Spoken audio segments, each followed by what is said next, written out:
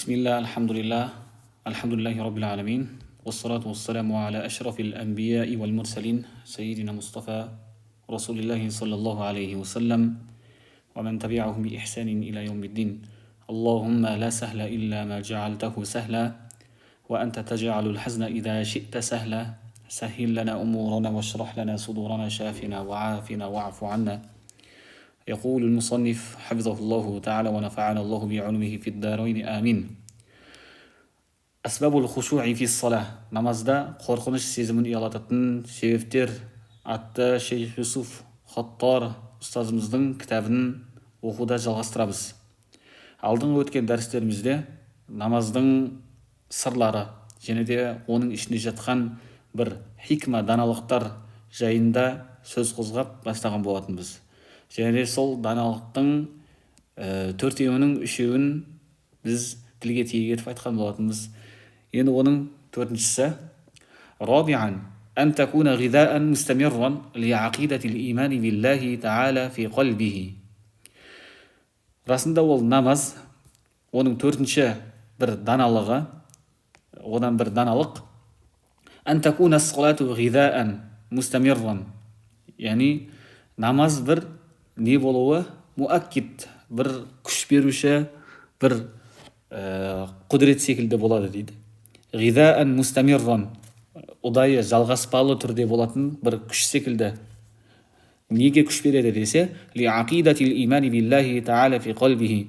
Намаз оқушының жүрегінде Аллаға деген иманның сенімін күшейтетін, жалғаспалы түрде болған күшейтуші бір зат деп қарастырсақ болады екен. Оның төртінші бір даналық сырларын. فإن ملهيات الدنيا ووسواس الشيطان من شأنها. Өйткені неге десе, арасында бұл дүниенің құрдымға кетіруші нәрселері және де шайтан алейхилананың уасвасасы, яғни азғыруы, min шә'ниха, оның бір ісінен не болып табылады? Ән тунсил инсана хадихил ақидата. Яғни осы жүректегі Аллаға деген сенімді ұмыттыруы болады дейді да ол.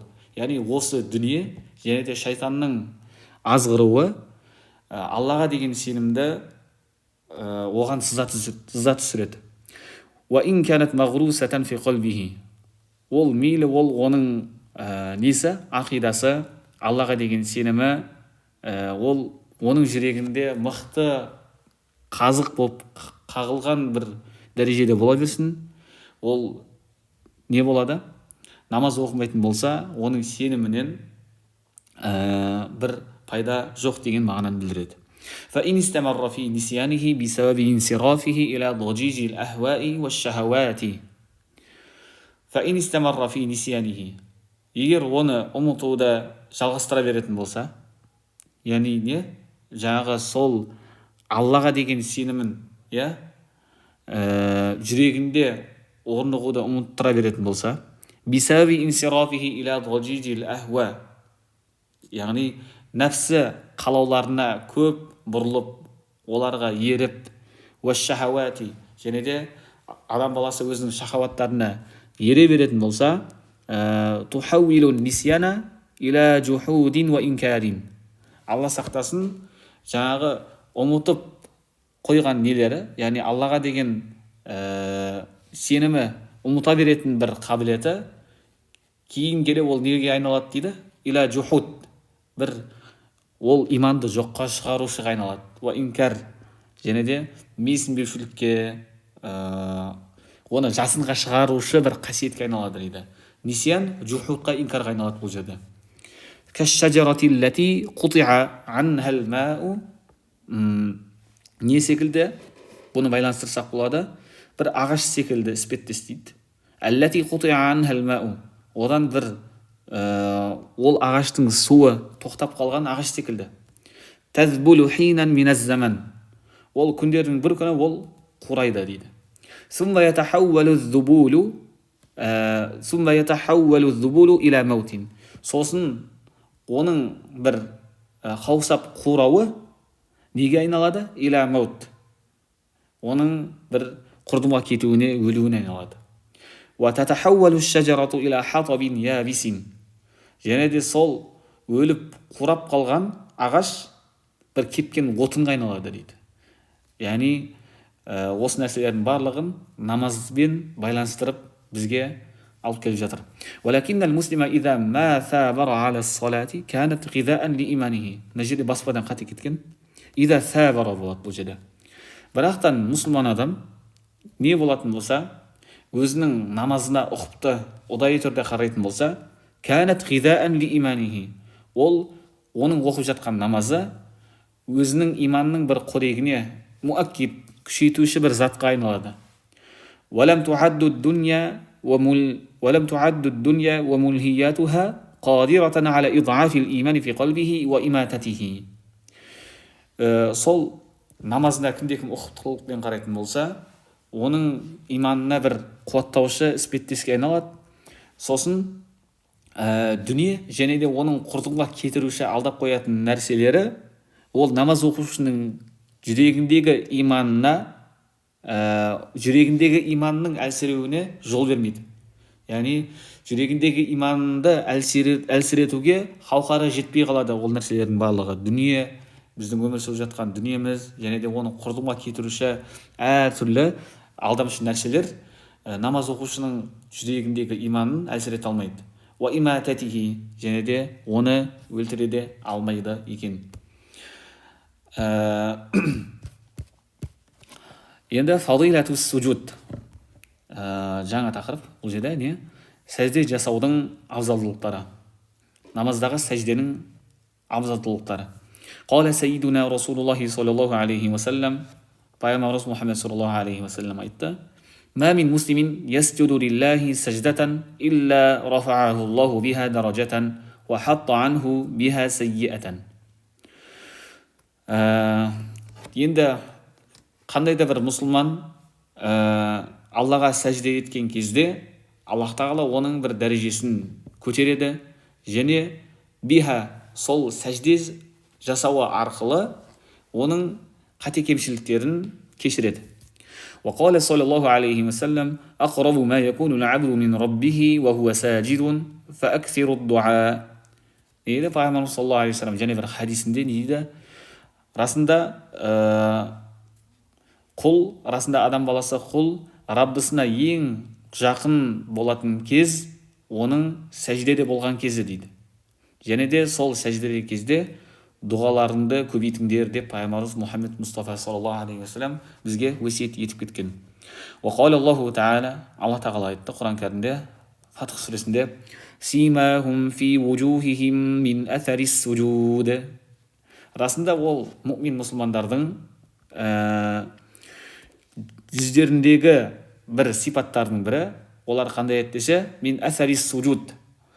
Олардың жүздерінде сәжденің бір әсерлері бар еді дейді. Яғни нурул хушуи, яғни олардың жүрегінде бір Алла тағаладан бір қорқыныш сезімінің нұры олардың жүздерінде көрінетін дейді. فَإِنَّهُ يُشْرِقُ مِنَ الْبَاطِنِ إِلَى الظَّاهِرِ. Расында ол нәрсе бірінші хушуъ сезімінде болып, хушуъ деген, яғни Алла тағаладан қорқу сезімі адамның ішінде болғаннан кейін иля захир, ол неге, яғни сыртқы бейнеге, яғни адамның жүзіне оралады екен. Яғни Алла хушуъ бар болған адам, яғни намазында хушуъ танытқан адам, оның жүзінде бір нұрдың белгісі көрінеді екен. Енді вужубул хушуи, Алла тағаладан қорқудың, яғни хушуъ сезімінің міндет болуы, яғни уәжіп болуы. Қала Аллаху Та'ала, Алла тағала айтты Тоха сүресінде: "Ва ақимис салата ли зикри." Мені еске ала отырып намаз оқы. Бұның несі? Яғни захирул амри ал-вужубу. Бұл жердегі ва ақимис салах деген бұл жердегі фи'л амр, яғни бұйрық құрай. Оның сыртқы бір көрінісі әл-вужуб, бір міндеттілікті білдіреді. Әл-амру юфидул вужуб деген бізде қағида бар. Яғни вужубтықты білдіреді, міндеттілікті білдіреді. Уәл ғафлату тудадду зикра. Енді Алла тағаланы еске алмай намаз оқудың керісіншесі ол не? Алла тағаланы еске алудың керісіншесі болып табылады. Яғни Алла тағаланы ойлап тұрып намаз оқу мен Алла тағаланы ойламай тұрып намаз оқудың арасында қарама қайшылық бар. فمن غفل في صلاته كيف يكون مقيما لها لذكره تعالى. Енді кімде-кім өзінің намазында Алла тағаланы еске алмай намаз оқитын болса, намаз оқушы адам, ол намазды Алла тағаланы еске ала отырып қалай намазды тұрғызады дейді. Лаха дегенде мақсат лиссала, намазға қайтады. Домир. Уақала субханаху ва та'ала. Енді Алла тағала айтты: «Уәла такум минал ғафилин». Ғафылдардан болмағын деп айтып кетті пайғамбар саллаллаху алейхи ва саллям. Және де бұл жердегі хитап барша мұсылмандарға. Уақала Аллаху та'ала: استعيذ بالله قد أفلح المؤمنون الذين هم في صلاتهم خاشعون. Бұның мағынасы Муъминун сүресінің бастапқы аяттарында не дейді? قد أفلح المؤمنون, арасында мұъмин мұсылмандар құтылды. الذين هم في صلاتهم خاشعون, олар сондай мұсылмандар өздерінің намаздарында Аллах тағаладан қорқатын мұсылмандар дейді. яғни جعل أول مراتب الفلاح الخشوع في الصلاة. Алла тағала бұл жерде расында құтылудың алғашқы дәрежесі, алғашқы бір қадамы, құтылуға ең негізгі бірінші себеп болатын нәрсе ол намазда бір хушуъты, қорқыныш сезімін ұялатуды бірінші себеп қылды. وإعلاما بأن من فقده فهو بمراحل عن الفوز والنجاح الذي هو معنى الفلاح. Енді бұл жерде нені танытқысы келді Алла тағала? Расында ол хушуъты, мән фақадаху дегеннен мақсат домир фақадал хушу'a. Кімде-кім намазда қорқыныш сезімін жоғалтатын болса, ол қиямет күні жеңіске жету және де құтылу мағынасында болған жеңіске жетуден ол алшақтайды, соны жоғалтады дейді.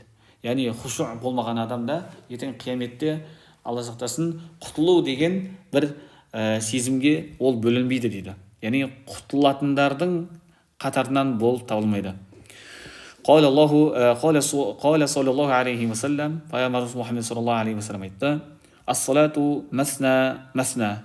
Намаз ол екі ракағат деп айтты. Ташаххудун фи кулли ракаатайни. Ол намаз әрбір екі ракағаттан кейін ташаххуд отырысы. Ва тахашшуун, және де ол не дейді? Намаз деген ол Алла тағаладан қорқу сезімі дейді. Ва тадарруун, Алла тағалаға жалбарыну сезімі. Ва тамсаканун, ол не дейді? Бір Алла тағалаға өзіңді бір міскін ретінде көрсетуің дейді. Ва тадарруун, бұл да сондай мағына. Ва тадау ядайк, және де өзінің қолыңды қойып былай деп айтуың дейді. Яқул тарфаухума иля раббик, Раббыңа екі қолыңды көтересің де мустақбилан би бутуниха вajhak, қолыңды Раббыңа жүзіңді өзіңнің екі қолыңды алақаныңды жүзіңе көтерген күйде Алла тағалаға былай деп дуа қыласың: я Рабб, я Рабб, ей Раббым деп намазда Алла тағала дуа етесің дейді. ومن لم يفعل ذلك فهو كذا وكذا. Енді кімде-кім осылай жасамайтын болса, ол алыстағандардың қатарынан болып табылады дейді. Бұл жердегі шахид, яғни хушуъ тақырыбында, яғни Алла тағалаға хушуъ таныту, тахашшуун деген бұл жердегі негізгі алынатын нәрсе. وروي من لم تنهه صلاته عن الفحشاء والمنكر لم يزدد من الله إلا بعدا.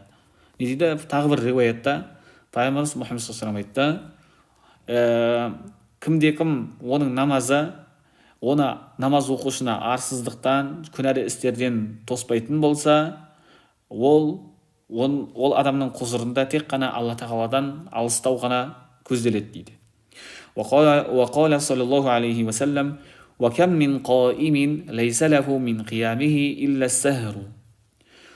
Қаншама пайғамбар саллаллаху алейхи айтты бұл жерде, қаншама намаз оқушы адам бар, лейса лаху мин қиямихи илля сахру, сол намаздарынан ештеңе жоқ, тек қана түндерін босқа өткізу бар дейді. Яғни бұл жерден алынатын мағына, яғни хушусыз орындалған намаз тек қана бір неге алып барады, уақытыңды босқа өткізу, түндеріңді жұмсау, текке жұмсау болып табылады дейді бұл жердегі автордың айтқан ойы. Және де сахабалардың жағы бір әсәр хабарларынан жеткен хабарларда лейса лил абди фи мин салатихи илля ма ақала минха, құлдың намазынан ештеңе жоқ, илля ма ақала минха, ол намаздан тек қана хушуы, ақылы жайында болып, намаздан, алла тағаладан қорқу сезімі болған күйдегі адамның намазы ғана бар деп жатыр бұл жерде. وحكي عن الإمام مسلم بن يسار رحمه الله تعالى أنه كان يصلي في مسجد المسرة. Енді имам Муслим ибн Ясар, алла тағала одан разы болсын, хикая етілген нәрселерден арасында ол кісі аннаху кана юсалли фи масджидил Басра, ол қазіргі Ирактағы Басра мешітінде намаз оқып жатқан кезде фасақада джидарул масджид, не дейді, жаңағы мешіттің қабырғасы құлайды. фафазиа ахлу суқи лихиддатихи, сосын сол қала тұрғындары, яғни базар тұрғындары оның бір құлап, қабырғаның құлап қалғанынан қатты таңырқап, шошып таңғалады. Фамалтафата, ол жаңағы имам не істейді, намаздың қабырға құлап жатқан уақытта ол еш жағына, жан жағына қарамай намазын жалғастыра береді, қарамайды. Валамма хунния бисаламатихи аджаба ва қал, ол өзінің сол адамдар қалай тірі қалдың, қалай аман қалдың деп құттықтап таңғалып айтып жатқан кезде аджаба ва қал, ол өзіне таңғалып және де былай деп айтты: ма шаарту биха, мен бұл қабырғаның құлағанын еш сезген жоқпын дейді. Яғни бұдан мақсат намазында хушуға беріліп кеткен адамның бір мысалын айтып жатыр. Қала ибн Аббас радиаллаху анхума, сахаба ибн Аббас радиаллаху анхума айтты: ракаатани фи тафаккурин хайрун мин қиями лейлатин вал қалбу сахин. Бір хушуъпен, бір тафаккурмен оқылған екі ракағат намаз жүрегі өзінің орнында болмаған бір бүткіл бір түнде намаз оқыған адамның намазынан хайырлы деп айтып жатыр. Уабил джумлати, енді жалпылама айтатын болсақ, фахурурул қалби хуа рухус салати, енді бір хушуътың болуы адамда, жүрегінің өз орнында алла тағаланы еске алып оқылған адамның намазы, сол жүректің өзінің орнында болуы, хуа рухус салати, ол намаздың бір рухы іспеттес. ومن عرف سر الصلاة علم أن الغفلة تضادها. Енді кімде кім намаздың бір несін, сырын, даналықтарын, хикмасын бір танып білетін болса, ол алла тағаланы еске алудан бір ғафлеттілікке түсу, ол не деп дейді? Алима аннал ғафлата тудаддуха, намаздың бір қарама-қайшы зат екендігін біледі. Яғни намаздың қарама-қайшысы ол ғафлеттілік, хушуъта болмау, адамның бір жүрегінің орнында болмай алла тағаланы зікір етпеу, бұл намаздың бір керісіншесі, оның қарама-қайшысы, оған жат бір әрекет. Фадилатул мактуба, парыз етілген намаздың абзалдылықтары. Қал Аллаху Таала, астаиду билла, инна ссалата канат алал муъминина китабан мауқута. Расында ол намаз муъминдерге бір белгілі бір уақытта, белгілі бір уақыттарда парыз етілді. وقال سيدنا النبي صلى الله عليه وسلم الصلوات الخمس والجمعة إلى الجمعة كفارات لما بينهن ما لم تغش الكبائر.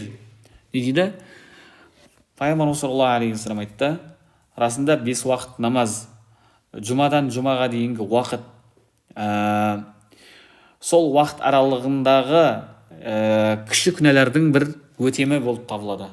Яғни кіші күнәлардың көзін бір жойышы болып табылады. Мәләм тұғышал кәбәир. Ол бір үлкен күнәларға батпастан бұрын. Яғни үлкен күнәларға бұл жерде тәубенің бір ерекше тәубенің қажет екендігін еске алып жатыр бұл жерде. Яғни кімде-кім 5 уақыт намазды орындап, жұманы 5 уақыт намаз, және де бір жұма келесі жұмаға дейінгі аралықтағы оның уақыттары, оның арасындағы кішкентай күнәлардың, ол кішкентай күнәлардың қателіктерін жоюшы ретінде қарастырған бұл хадисте. وسئل الحبيب المصطفى صلى الله عليه وسلم.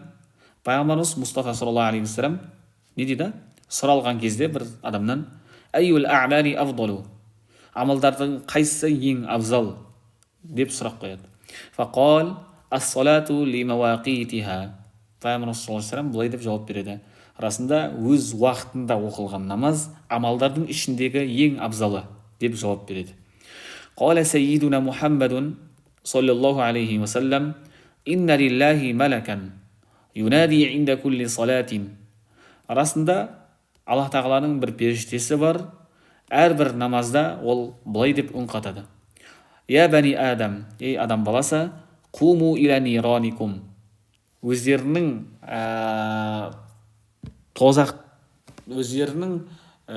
тозақтардағы орындарыңа тұрыңдар, тозақтардағы орындарыңды көріңдер. Әлләти ауқаттумуха фаатфиуха дейді. Яғни өздерің жаққан тозақ оттарының, өздерінің жаққан тозақ оттарында көріңдер, және де оны сөндіріңдер дейді. Яғни бұл жерде фаатфиуха дегеннен мақсат ол тозақ отты сөндіріңдер.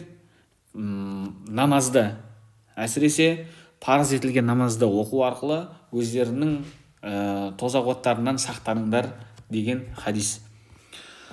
Фадилату итмамил аркани, намаз рүкіндерін толық кемеліне жеткізіп орындаудың абзалдылықтары. Қала саллаллаху алейхи вассалам, пайғамбарымыз Мұхаммед саллаллаху алейхи вассалам айтты: мән саллас салауати ли уақтиха, кімде-кім намаздарды өзінің уақытында орындаса, уа асбаға лаха вудуаха, және де ол намаздағы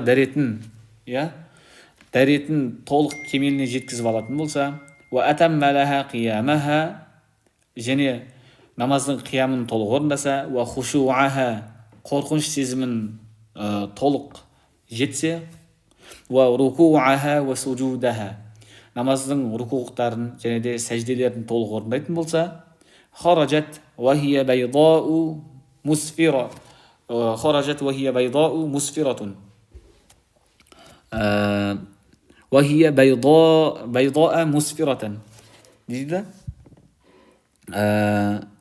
Хараджат уа хия байдау мусфиратун, оның намазы көкке көтеріледі де, оның намазы әппақ болған күйде, нұрлы және де әппақ болған күйде көтеріліп, оған былай дейді: тақул хафизакаллаху кама хафизтани, сен мені осы дүниеде сақтағаныңдай Алла тағала да сені сақтасын. Уамен саллаха ли гайри уақтиха, ал енді кімде-кім өзінің намаздарын өз уақытында орындамаса, уалам есбуғ лаха вудуаха, және де дәретін кемеліне жеткізіп алмаса, уалам ютимма хушуаха, және де хушуъты өз деңгейінде Алла тағаладан қорықпаса, уала суджудаха, және де сәждені өз деңгейінде орындамаса, خرجت وهي سوداء مظلمة. және де соның оқылған намазы не істейді? Ол адамның оқылған намазы бір қараңғылық күйде, қап-қара болған күйде, зұлмат күйінде көтеріліп, оған былай дейді: тақул дайяакаллаху кама дайяатани. Сен мені дүниеде не істегеніңдей, жоғалтқандай, Алла тағала сені жоғалтсын. حتى إذا كانت حيث شاء الله لفت كما يلف الثوب الخلق ثم ضرب بها وجهه. Сосын Алла қаласа ескі киім ол адамға оралғандай оралып иесінің жүзінен лақтырылады дейді. Яғни сумма ضرب بها وجهه деген мағынасы осы. Баршамызды Алла тағала оқылған намаздарымызды өз деңгейінде қабыл етіп, қате кемшіліктерден Алла тағала өзі сақтасын. Және де қабыл болған намаздардың қатарында намаздарымызды есептесін. Субханаллахи бихамдик ва ашхаду ан ла илаха иллаллаху ва атубу илейх.